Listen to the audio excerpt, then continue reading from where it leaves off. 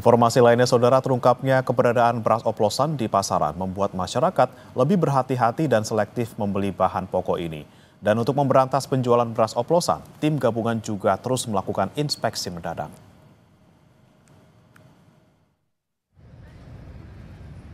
Tim gabungan Dinas Perindustrian dan Perdagangan Bandung Barat, Bulog, dan Satreskrim Polres Cimahi melakukan inspeksi mendadak di Pasar Beras Panorama Lembang, Kabupaten Bandung Barat.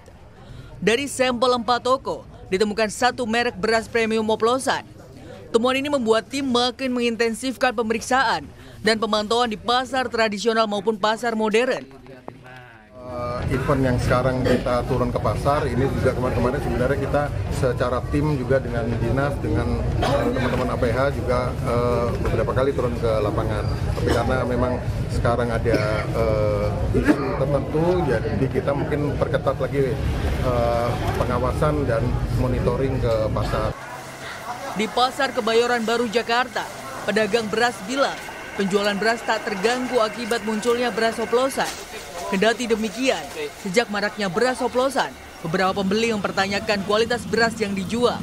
Ya kalau komplain sih ada dikit-dikit, tapi kan yang bukan yang premium gitu. Ya dikit-dikit adalah, tapi kan ya kita lihat tanya ada pelanggan yang sebagian komplain lah. Kalau pelanggan tetap?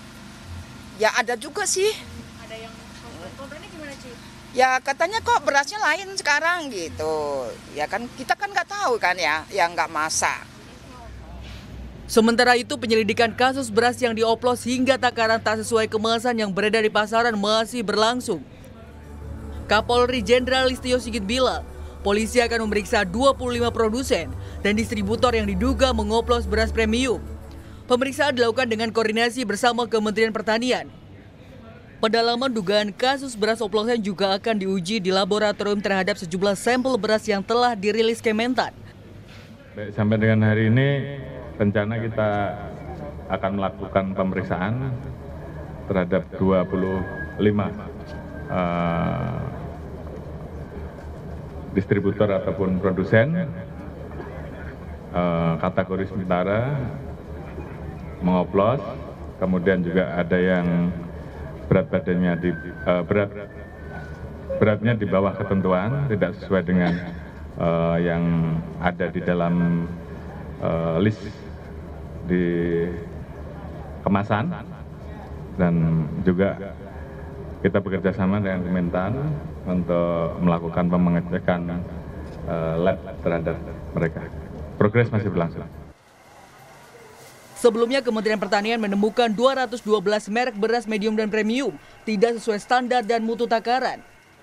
Beras tersebut dijual di atas harga eceran tertinggi yang ditetapkan pemerintah. Tim Liputan Kompas TV.